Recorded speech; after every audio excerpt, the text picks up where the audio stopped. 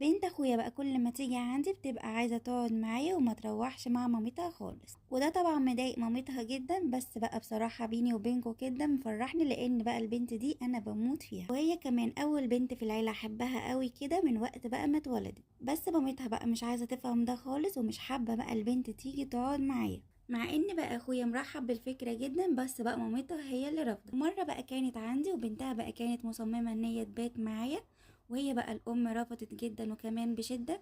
ولما بقى سألتها على سبب الرفض كانت بقى بتغير الموضوع وما كانتش بتقول اي حاجة مفيدة. بس بقى انا اعتقد ان هي رفضت علشان بقى في مرة البنت طلبت مني حاجة حلوة، وانا بقى قمت اعمل لها الطاجن الصغير ده، وهي بقى البنت كلته لوحدها.